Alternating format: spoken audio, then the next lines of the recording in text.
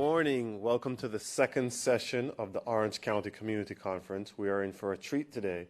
We're about 6 weeks into hurricane season, and we have our emergency management workshop. But this workshop goes beyond that because there are other natural disasters and man-made disasters of which we'll learn about today and what we can do in those scenarios. Our speaker today is Mr. Ron Plummer. He is the emergency manager for Orange County government. He's been with the county for about 14, 15 years. Before that, he was in the military. Thank you for your service, Mr. Plummer. He has several degrees, and he's licensed and a part of many groups. Believe me when I tell you, this man is the expert. Just one more thing before I step off the stage to start the workshop. You all have green cards in front of you. These are the evaluation forms. Please complete these before the end of the workshop, and as you're leaving, if you wouldn't mind, carry them out and give them to the ladies who are at the exit. And without further ado, Mr. Ron Plummer. All right, and good morning. Thank you, Jason. As he stated, I'm Ron Plummer. I'm the manager for the Office of Emergency Management. And what I would like to do is just go through a few things here. I do have a slide presentation, and I'm going to have to do the advancement on this, so I apologize for that. These are the things I like to cover. Of course, we know it's hurricane season, but I want to just do a brief review of last year, what went on, the actual storms that affected us, as well as go into this year's predictions. Then we're going to talk about how our office, how our Orange County emergency response team responds, how we're set up. This will give you an idea that we're taking care of our local government, we're taking care of you. And then we're going to talk about our emergency plans, things that we have in place, things we've done over the past, and we continue to update every year. We are an accredited agency. We were the second emergency management county to be accredited when this program started as of 2005. And we've been reaccredited. We go again next year for our third. So we're going to continue to be one of the leaders in the nation in every area of emergency management. And then I want to also look at some of the annual preparedness. I'll let you know what we do on an annual basis. We come here to this conference and we speak to the homeowner presidents and other members of the boards. But we're also available to come into your community. We do an event every year where we provide information, we bring out all of the partners, and we try to help prepare the community to make sure that each one of our residents have the information that they need in time to prepare for themselves, prepare their families and their homes and property. And then we'll get into some things that is valuable to you all, some reminders of those specific things.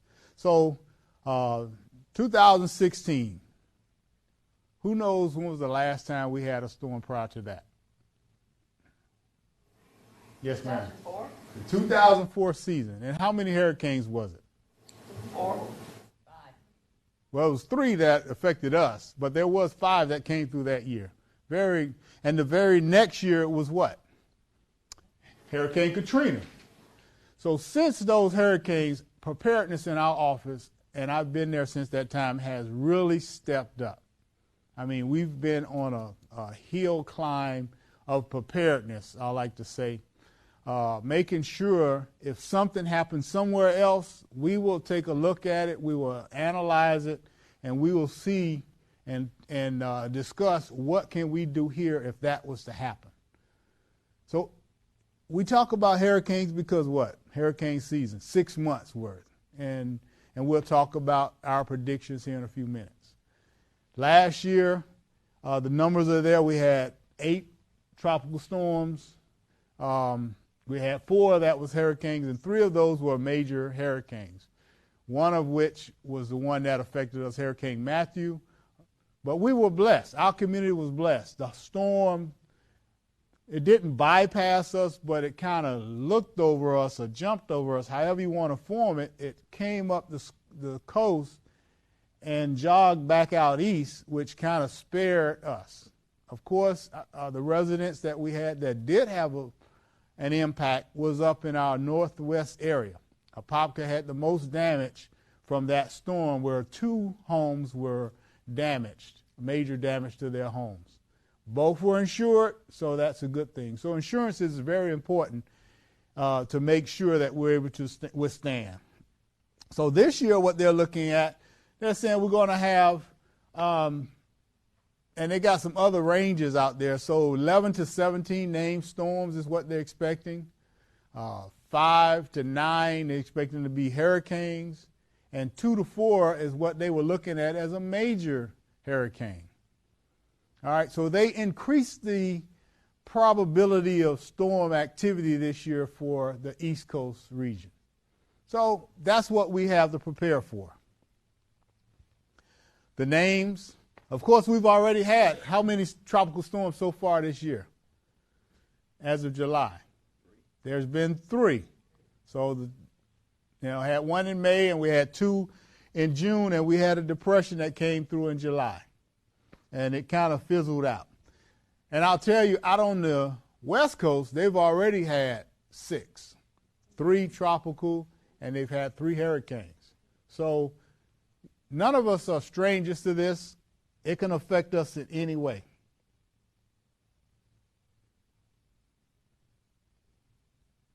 Oh, I'm going too far forward.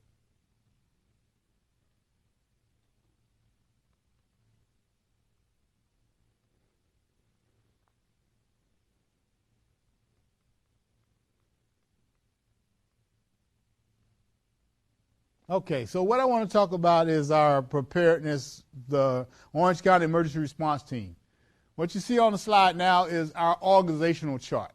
So after September the 1st of 2011, when our nation was hit, following that, there was an organizational push to move a lot of the independent agencies and departments on the federal level into one, and they called it Homeland Security. And out of the results from that came, one thing was we need to have a more unified approach when it comes pertaining nationwide when it comes to emergency response. So if there's an area that's affected, responders from other areas can come in and help, but they already have training on a system, and that became our National Incident Management System. And they used a model that was already in practice by forestry called Incident Command System. So between the two, what you see on the chart is kind of a resort of that, where it allows us to organize our agencies together, provide specific training, and now when we all come together, we all know basic terminology, basic structure, and we can provide whatever emergency services that we bring to the organization for any type of an event. So I know it looks kind of busy to you, and other things on here, you'll see a bunch of yellow blocks. Those are also called task forces that Orange County has specifically set up, and we have a total of 31 here in the county, and this is not in many other areas. But this is our forethinking after September or after the 2004 hurricanes. We decided here in the county we need additional assistance, and our county organized these so they can come out and help you. And just to name one or two, the CART teams, which is community action response teams, where they come out and they help the community. And if you were here in 2004 and if you called and you were a senior citizen or someone disabled and you couldn't take care of your own property and you needed assistance, the county put a team together that came out and they have provided that assistance to the community. So these are very important task forces. They provide services outside of what we will normally do, which is the infrastructure. We'll take care of the infrastructure firsthand. But we got agencies out there also taking care of communities and helping out in the need for our assistance. So Mayor Jacobs is actually the emergency manager for the district or our jurisdiction when we're under a state of emergency. And I'm her executive director by the position she's appointed me. So I do this on a daily basis. Of course, she runs the county. But when we, as in Hurricane Matthew, when we get together, then we're organized in a way that she provides the leadership and we provide all of the structure and the expertise to make sure whatever needs to be done is done. And she gets help from the county administrator, all of the county departments, and we also have the sheriff, superintendent from the schools, the director of links, whoever we need to come in and provide assistance to us, then they will be part of that organization as well. We're set up in what we call emergency support functions. We have 20. The federal have 15. The state has 18. Locally, we're organized where we have 20 different emergency support functions. And these are individuals that come in as a primary. We have these agents, certain agencies. The ones that I have highlighted, our transportation is run by Links. Our mass care is run by the American Red Cross. Food and water is provided by Salvation Army. And then for our ESF 12, for energy and power, we have Duke, Duke Energy. We have OUC, Progress. The gas companies. So those representatives come in and they provide assistance. The rest of these are all county agencies and departments. And we have support from everyone else within our jurisdiction to provide support into these various areas. So we are a large organization. We're set up and organized, whereas if something was to happen and we need support, we can find it. And then we also have our emergency coordinating officers. These are our municipalities and our theme parks. Each one of these areas may have individuals in their jurisdiction or in their agency that provides specific service to us. So they will join us, and it helps to provide some of the other services that we need in the county. And then we also have a role for our commissioners. And the commissioners are going to be the ones that reach out to you all specifically.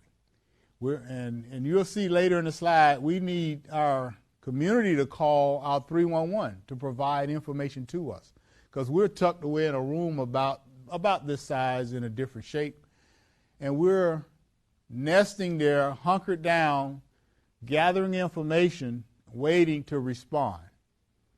But we need our community to respond by calling as things happening around you. Call and let us know, because all we know is a storm is over the whole area, but we don't know specifically what's happening on your street or in your community.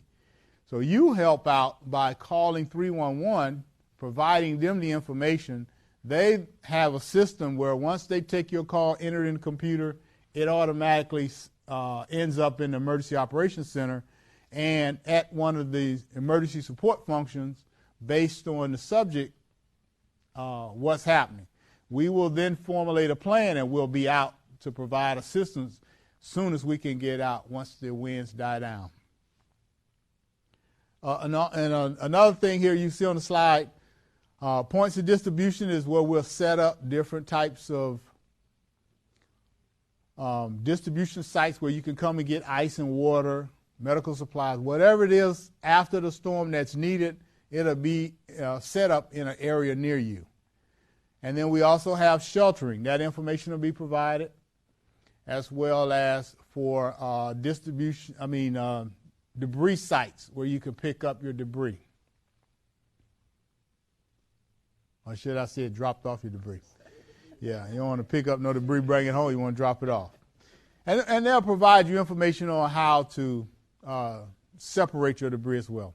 So we operate on levels. So we're always level 3. Level 3 is a monitoring state for us. Well, we monitor the different events, whether it's local or it's national, international events. Again, I mentioned earlier, we do try to look at things that happen elsewhere so we can plan here. Level 2, this lets us know that there's a threat, a possible threat coming, and then we go into a preparation stage. So if a hurricane's coming, we get 5 days. So we're in a heightened state of monitoring level 3 for 3 of those days. And then we'll go to level 2, where we bring in specific partners to start their plans and preparation in their areas. And then when we get to a certain point, we'll go to level 1 and we bring everyone in. And then we start providing preparedness for the storm and then getting ready for the ride out. Our emergency plans. This is just a list of the plans that we have. Comprehensive Emergency Management Plan. That's provided every 4 years and is updated, and we're in the process of updating this year. The state takes a look at it to get a sign off on it, then our board will adopt it. And that'll be our plan for the next 4 years after it's accepted. This plan provides us information and procedures for and guidelines for preparing for all hazardous disasters. We have annexes in there that specifically talks about what we will do for a hurricane, what we would do if it's a tornado, what we would do if it's flooding, if it's fire, any type of hazards we have. We also have other plans called our local mitigation strategy. What are we going to do if something was to happen? How do we prepare to prevent different types of events? And then you can see there's a list of them. One other one I like to talk about is our sheltering and plan, sheltering and traffic plan. A lot of communities during this time of the year want to know where your shelter is. And as a host county and a large inland county, we try to prevent telling everyone exactly where it is, because we don't know which way the storm is going to be approaching us, and we don't know which shelters are going to be open. But if you're in a vulnerable area, then we will make sure that we have sheltering for you.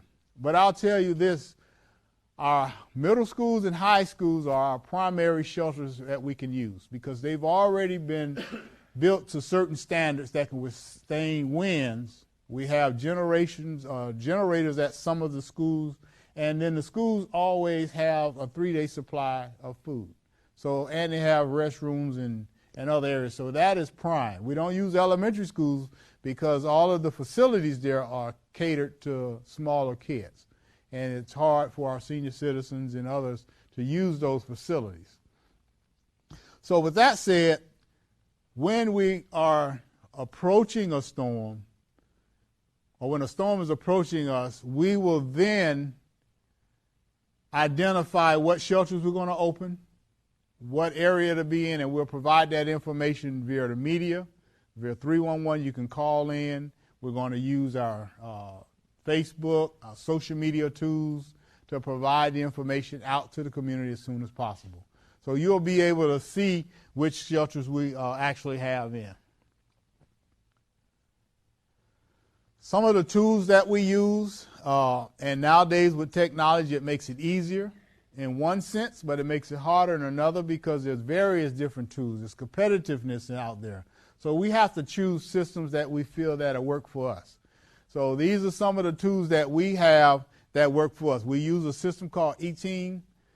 This is a crisis incident management tool. That information is stored in a system where all of our first responders can reach it. We can also identify what others are doing, and we can tell what's happening in different areas. And we can it helps us to prepare better. 311 I talked about, that's a hotline, a community hotline for you all to use and call, so we can get information on what's happening in your community, and we'll get a sense of what you need from us after the storm, and we'll be able to provide that information to you. Our GSF mapping, Visit Orlando kind of helps us when it comes to helping find hotel availability, vacancies in the area. So they report all in, and we get that information out to those seeking shelter. Because hotel stay would be a whole lot better than staying in a gym, and you'll have a whole lot better experience doing a sheltering experience. And then View2 is something we use. It provides us some situational awareness from the different cameras. So we can tap into various cameras already out on the highways or in different locations, And that information we can take a look at. We can see what's happening in different directions of the storm, and we can switch it off. So these are just a few of the tools we use, but some other ones that's more important to us. And then other tools that's available to you is our social media tools. We have hotlines out here, which are 311. Again, they have an app. They on the computer as well as they on the phone. We have our apps. We got an alert notification. And I did bring a brochure, and I challenge each one of you. And this is a brochure that we have in our office. And on the back side of it, if you're familiar with the QRs, you can just take your QR reader, and it'll take you to that site. And you can sign up, download these apps. These are all the county apps, and they will provide you up-to-date information. You may not have to call 311 to get information because it'll be sent to you on your phone, or it'll be uploaded on that app. So those are things that's available to you. Volunteering is another one that the county has. You'll have an opportunity to volunteer either before, during, or after a storm. If you go to that app and sign up, and your service will be appreciated by you and many. And then, of course, you can follow us on Facebook, or follow us on, what is it called, Twitter, and you can like us on Facebook, and in that way information will still get to you. And you'll be aware of the different situations we're doing. And coming soon, we're trying to work in the cloud. This is another application we're working on that will also be available to provide information. So as you can see, I showed 3 slides, and we have multiple ways of providing information to you. So if the telephone is not working, if the computer is not working, if the cloud is there, there's multiple ways. We want to make sure you get the information. And not only that, we have weather radios in our area because we don't provide the sirens. Winter Park does have one, but Winter Park is a concentrated area. But throughout Orange County, we decided not to do the sirens because of the maintenance and the cost it will cost to you. But these weather radios will provide you an early warning system that you will need, whether it's these afternoon storms, thunderstorms. We had a tornado possible touchdown the other day. But the information is available, and it'll come through you over your radio or any one of the other devices that I just mentioned. So some of the annual preparedness that our office does. For our personnel, of course, we attend training, exercises, workshops, and conferences. We're always doing something to improve ourselves so we'll be available to you all. There's also the Emergency Management Institute, which is out in Maryland, and that's a FEMA-run institute that we have an opportunity to go to and network with other professionals and receive training as well. And then we provide training to our emergency incident management team. Those individuals are individuals that decided to go beyond just taking the training. They signed up, they seek certifications, and they're part of a team that can deploy in other areas if needed. And there's teams out there that's available if we need it. They can come in and assist and help us. So the rest of the list there is just the various different trainings that our county volunteers, and what I mean by volunteers, these are county employees volunteering their time. If they're not part of an emergency response team, then they're volunteers as an emergency response team or to the emergency response effort. They can take training. They are call takers. They're shelter managers. They're pod site managers. So they sign up to come and assist and help wherever the county needs when we shut down and we need additional individuals to help and assist us. There's some 8,500 employees that Orange County has.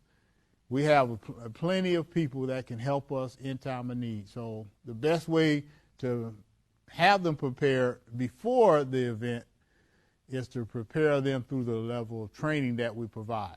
So it's a lot of training they take. I talked about the NIMS. They take all of that training as well as their training that they want to be a part of, call takers or whatever. And they will be brought on to provide that assistance to us in that need. Other preparedness we do, of course, in the first part of the year, and I don't know if anyone heard of the tornado drill over the past few years. We've been running a tornado drill. The state runs an awareness, a severe weather awareness week around January, February, either the end of January, first part of February. That event provides information mainly to on the educational level to the schools, elementary grade, fourth graders. So if you got grandkids and then during that time frame they come home and they talk about what they've learned at school, that's one of the effects of that. Over the past 2 years, we've decided to do a tornado drill. Wednesday is that day that they do the tornado drills. So we've decided to turn it into a social media event, whereas we've invited our public, business, government, whoever, at a certain time, I think it was 10 o'clock, they will send out that alert. And then those individuals will then go into their tornado mode. What would you do if a tornado was to affect? What would you do? What would you do, sir, if it's in the tornado? Get in my bathtub, pull a mattress over me.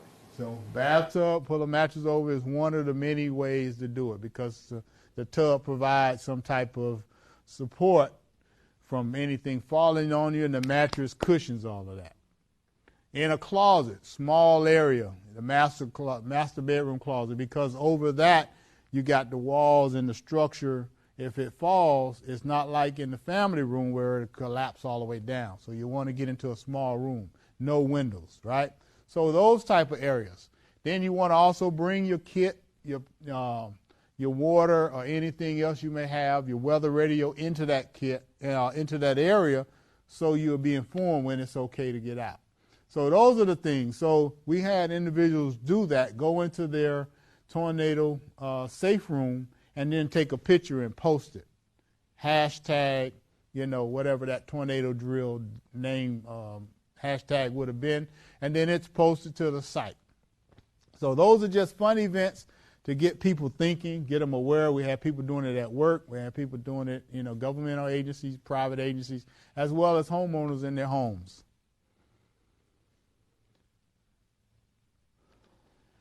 All right, some of the other community events that we get out. This was just held. Anybody here attended the event this year? All right, we did have someone on the far end here. But this was our community event that we do called our annual Hurricane Expo. Previous years, we moved this around the county because we're a wide county, and we want to make sure we move it to various areas to get it. We started out doing it at Fashion Square, and then we moved it over to Barnett Park, Central Florida Fairgrounds for 3 years. The last 2 years, we were over at South Econ. We were in the gym this year. Last year, we were in the Renaissance Senior Citizen Center. Next year, we're moving a little south. So we'll be somewhere down in the South Orlando area. We haven't chose the site yet, but we are looking for one. And then the following year, we'll probably be back on the west side, and we'll keep that cycle going around so we can get to you as individuals and provide information. So we have plenty vendors, we have plenty attendees, and we want to make sure this event is always successful for us. Yes, sir. Is it a plan? Is it like it's the first week of May every year, or is there a window of opportunity for that event? It is. Thanks. That's a good question. So he's asking, is it a set time frame we do it? We try to do it that first weekend of hurricane season. So hurricane season begins when? June 1st, right? So this year, June 3rd. It may also be May 30th because he'll want to get it right around that same time frame. So anywhere between that last or that first month will be the first of the month is when we will actually do our event. And these were just a few photos from the previous event that we did hold. The other thing we have, and this is an upcoming event, is our Faith-Based Breakfast. We'll be doing our 9th annual event this year. So if you all are part of your faith-based, and if they have or have not received their emails went out last week, I think it was, and the week before.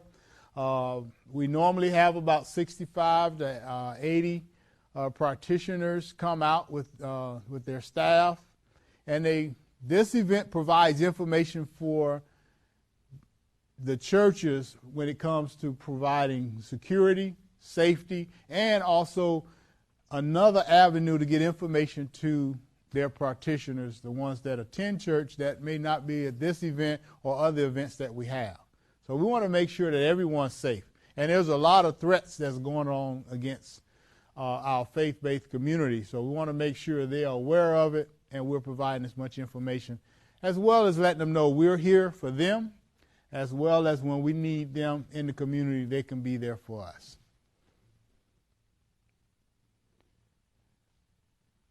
September is the National Preparedness Month.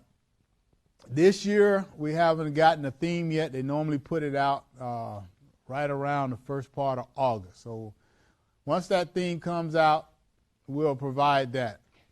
But throughout the month of September, what we're going to do is provide information about preparedness through our social media.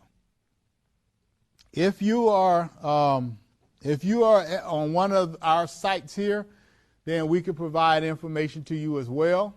You can receive that information over the apps. Whatever their theme is, it'll be based on preparing for some type of disaster. Mostly tornado, hurricane, severe weather types of events. And it gives you an idea, keeps you thinking about what to do. Because September is the height of the hurricane season. That's when the most storms come. So they want to make sure people are aware. So that was the 1 month, as well as the September 11th. So that was the 1 month that they want to always be reminding our community and the residents about what you can do to prepare yourselves. Now I want to talk about some things we have here locally. And this is as a result of the September 11th. One of the things that then President Bush did was he set up his organization under AmeriCorps. AmeriCorps was already running as a volunteer agency for Americans. So they started a Citizen Corps, and Citizen Corps Council, the council we have here for Orange County, our mayor has 3 representatives, and each one of our district commissioners have 1 representative. And our office is responsible for ensuring that this program continues to operate, and each one of those members are in there. And we have a past member, Ms. Helen. She's here with us today, and she can attest to what the committee does and the work that's being done. So they're here to provide you information on preparing and crime type of events. So part of that Citizen Corps Council, over them, they are over what we have is called the Community Emergency Response Team. Has anybody heard of them? All right. Well, we come out and we do the training. I'll talk a little bit about that in a minute. Also, the Neighborhood Watch. Any members of Neighborhood Watch here for your community? Okay, everybody's hand should have went up, right? Because if something happens, you should be calling law enforcement and letting them know. So we should be an organized front toward that. And then the other one is the Cops on Patrol. Well, we call it Citizens on Patrol, the COPS program, but it's also known as Volunteer in Police Service, helping out our law enforcement. And then the final one is our Medical Reserve Corps. Medical Reserve Corps is there for those individuals that were previously in the medical field. They can still be in practicing, whether they're doctors, nurses, or they could be retired, and they give their time back to the community. Because if there's a major disaster, then injuries is probably intimate, and that core of individuals can come in and respond. And plus, they help in other areas when it comes to emergency medical type of situations. And I just talked about those. So our office is mainly responsible also for the Cert Program. Cert Program is a program that takes about 20 hours to complete. We do it in several sessions. Typically, we will come out to your community and with 16 to 30 of your neighbors, we will provide you with the kit and all the information you need. We'll start out with a disaster preparedness information, let you know what disaster, be aware of the different type of hazards that you can prepare for, you should prepare for. We talk about fire suppression. We talk about medical operations, triaging. There's some disaster preparedness. There's some organization, and then some terrorism in there. And then at the end of it, we provide you with a small drill to kind of tie everything together, because you get it piece by piece. But before we graduate you, we do a little small exercise, and you get an idea, if it's a major event, this is the things you'll be doing to give you more confidence in the training that you just received. And at that point, your community is an organization. This is not training. In some communities, the training is provided over their whole county or over their whole city. In Orange County, we're trying to do it by communities, because it's not designed for you at the onset of a storm to jump in your car and ride down the street or on the other side of town trying to find, someone in need. It's designed for you to get in your community and to walk from door to door and check on your own individuals. So as a team, you'll learn to come together at a meeting place, and then you'll dispatch out checking various areas. What to look for, how to do it safely so you don't injure yourselves in the process. So this is a very effective team. I think we have almost 80, if not over 80 teams in Orange County. When I got here 14 years ago, there was 3. So, and this is a program I was involved in now as the manager. I'm still involved in it. I can still train it, but we have someone on staff that does the training that took my place to continue the program. So it's near and dear to my heart, so I'm making sure that they keep it going. I'm not letting it die down. So every opportunity I get, I do want to mention, this is one way that you can help yourselves. We're going to do all we can, but remember, as first responders, infrastructure and then power, restoration, making it safe for us to transit, hitting the major roads and highways, and then we're down your street or in your community trying to help you clean up and pick up trash. But at the onset of a storm, it's you that can get into your community to help your neighbors, and neighbors helping neighbors. That's the whole motto of this here. All right. And then finally, let's talk about a few things that you really should know. All right, so we'll go through family preparedness, some public service, and then some community outreach stuff here. Just a few more slides. So as a resident and in your communities, everyone should have a basic plan. And we're talking basic. I'm not talking the 40-page thing. I'm talking 2 to 3 pages. Give you an idea. You should write this plan down to give you an idea what you have. I know for sure with neighborhood revitalization, we worked years ago and we did what's called a neighborhood emergency response plan. So that's for your whole community to kind of chime in. It goes in coincides with the Cert that I talked about earlier, because then all your neighbors will, can sign up and they all have a part to assist and help each other. But your plan should be basic. Then we're going to your supply kit. You should have a basic supply kit. So if something was to happen, you can grab it and go. What happened just yesterday that someone needed a supply kit to grab and go? The sinkhole over in Pasco County, right? So when you have some type of event like that, you got to have something that you can grab right away and get out. Hopefully you'll have more time and you can put this kit together, and you can make your kit. We'll talk about a kit in a few minutes of doing various things. Being informed, staying informed, making sure you got information. I gave you a tool right here. You can go on here and download these and you can stay informed. You listen to your regular news station of your choice, but these are sent to you. Many of you probably already got apps where news is sent to you as well. Everybody want to be informed. CNN and all of them send stuff out. But you want to make sure what your local government is doing as well. So you want to have that available to you. Making sure you got a plan for our elderly and for our infants. And then you want to, and disabled. And then pets. You got to remember your pets. You just can't let them go. We'll pick them up if you do. But if you want to see them again, you do want to take them along with you to make sure, because they're part of the family. And they provide some sense. So basic plan, as I say, make it simple. Include everyone in the family. Don't leave anyone out.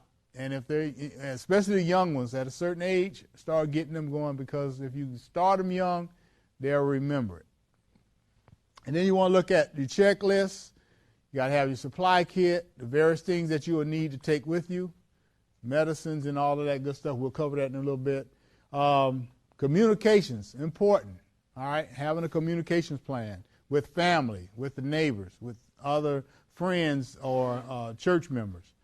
And then you also want to make sure if you have to shelter or evacuate for sheltering, have a plan in place to know how to do that. In your kit, you want to plan for 3 to 7 days. Now, if you're in an area, a rural area, you know that power went out there in 2004, and it was 2 weeks before it was back up and running. It's a probability that can happen again. You might want to plan for a little longer than that. All right, but basically 3 days is the minimum. 5 days is the safe point, and knowing where you live, what grid you're on, helps you plan for the future even better. Water per day, we always say get the smaller bottles, because, once you drink it, it's gone. But if you open a gallon of water, you lay it down, you lose it, you don't know where it's at. And then the other stuff there you could see, making sure you have stuff for babies and stuff. Flashlight, weather radio is important, you want to have in there. Another one here is cash. And then you want to make sure you have pet supplies and any other personal supplies, games that you want to take, because if you go into a shelter, you want to keep people entertained. You don't want them fighting over somebody else's games and toys. So you want to try to have your own supply. Evacuation tips.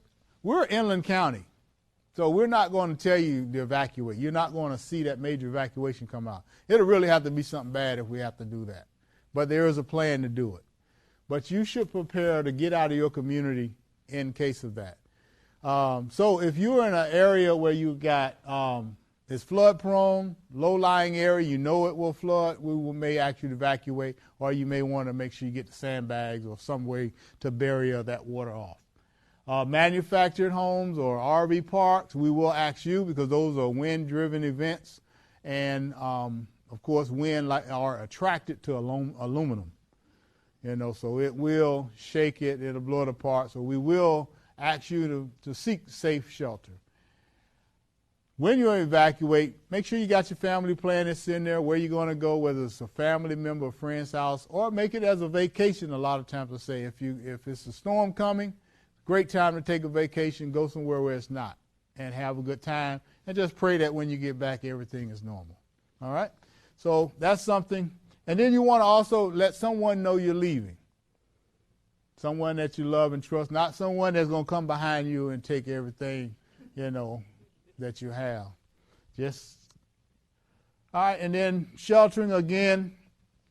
If you have to shelter, if you have to evacuate, make sure you got a kit, a plan in place. All right, and there's some sheltering information out there that Red Cross provides, so you want to make sure you have that.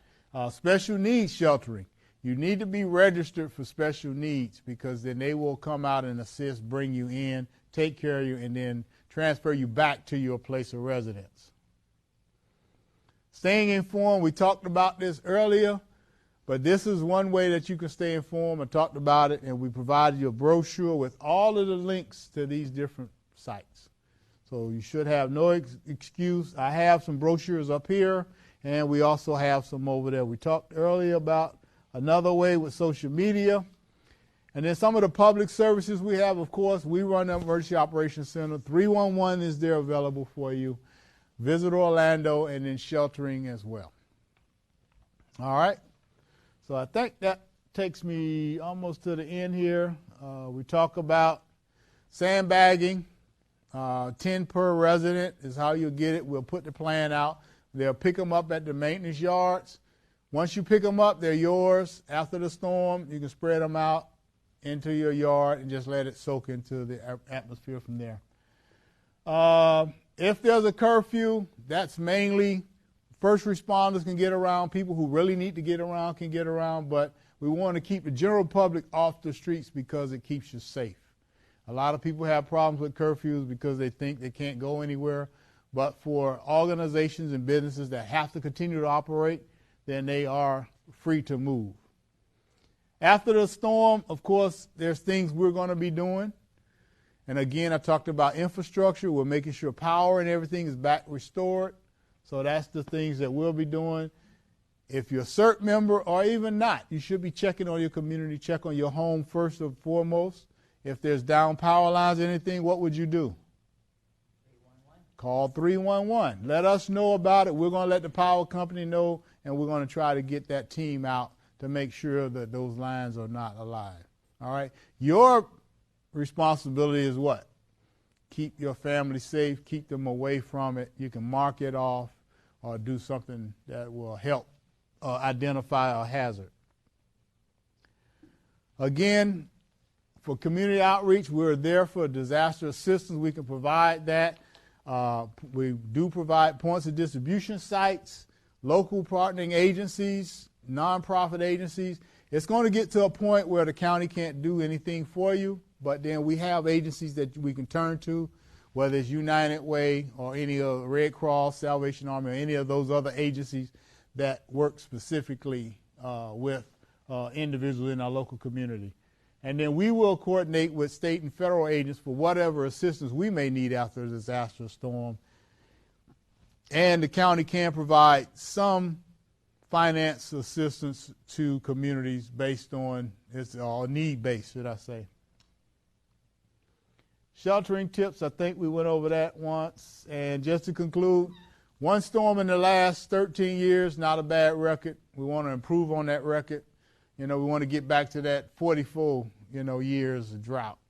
The afternoon storms are more than enough for us, right? We get all the rain we need, and then we get the sunshine. Of course, we're accredited program. We're NIMS compliant, as I spoke earlier. And I think all of this other stuff we really covered. But I want to thank you for your time. And I've brought some brochures out you could take back.